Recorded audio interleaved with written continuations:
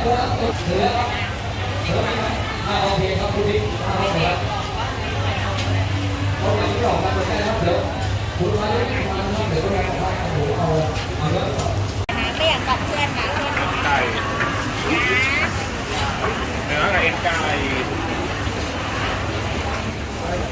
พูดเสียงดัง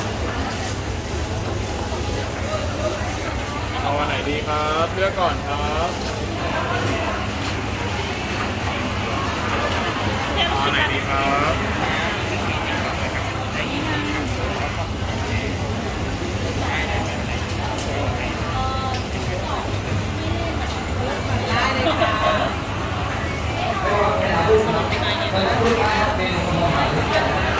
Said if you have put it on TikTok, it's 20% off. Don't worry, I have TikTok too, but I don't, you know, I don't play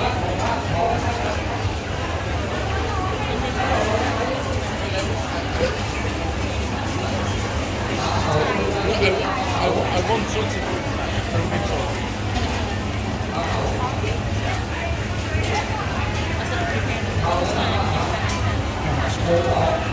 เอาไหนสั่งได้เลยนะครับเลือกก่อนครับ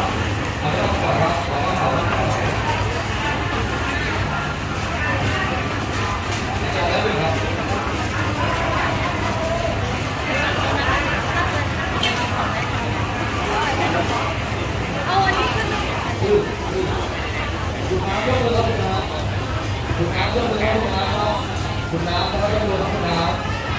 โอเคคุณน้ำด้านหลังขึ้นนะครับในย้อนสองไม่ขึ้นนะคุณน้ำขึ้นนะครับ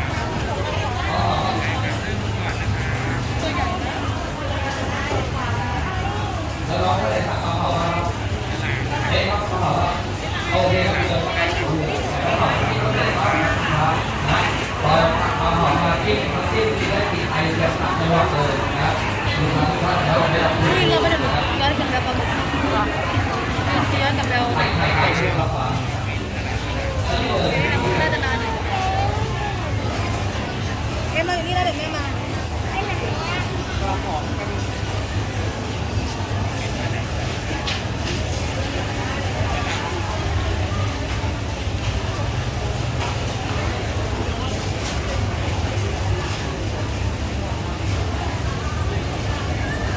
เจียวน้ำไม่รู้เขาไม่เลย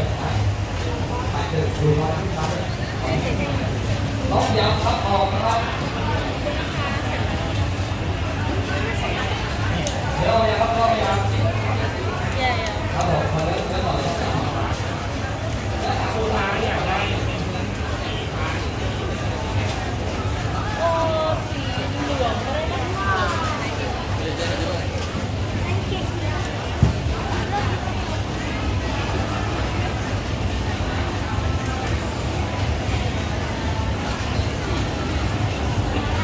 ที่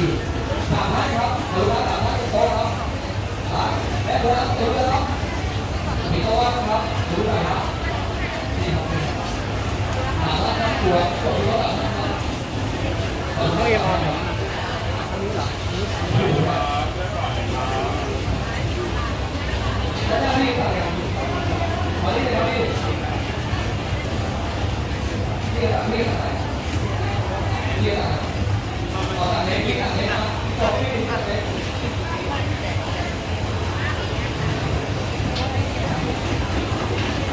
นี่ตัวนี้ดูน้อยหน่อยนะมาครับถือว่าสามท่านครับนะเอาสามท่านเลยครับ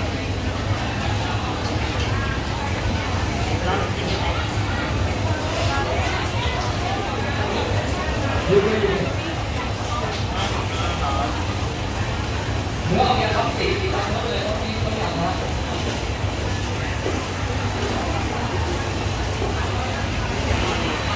มาแล้วครับเขาสวยมาต่อ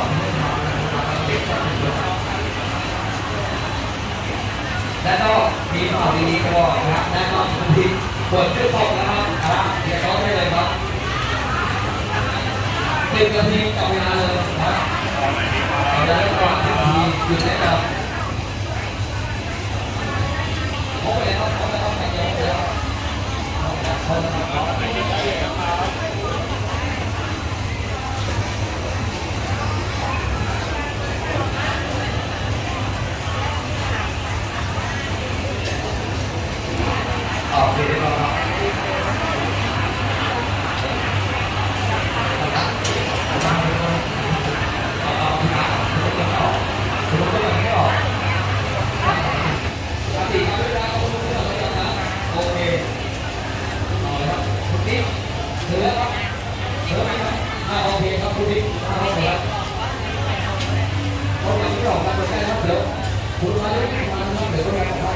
เอาเยอะ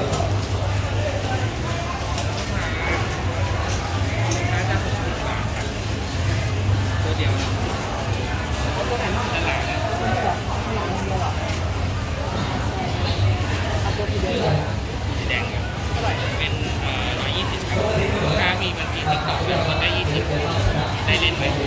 ได้ครับมีไหมครับ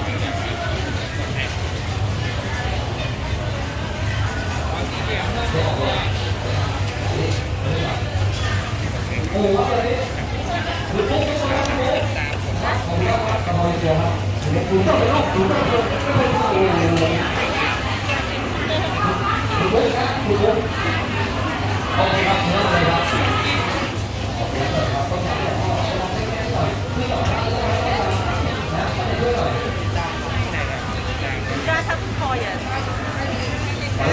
ถ้าคุณพอเนี่ย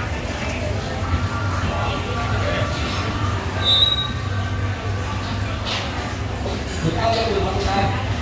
ขอบคุณครับเล็กออกมาครับ เป็นอะไรก็ได้ครับหรือว่าคลิปอื่นก็ได้นะครับถ้าเราไม่ต้องซื้อกันก็ได้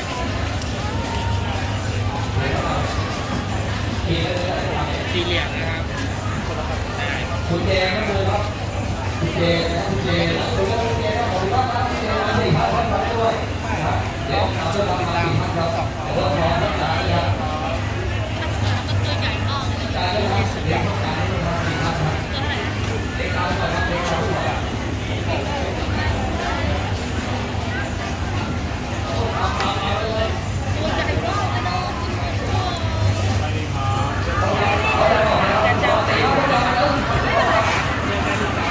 โอเค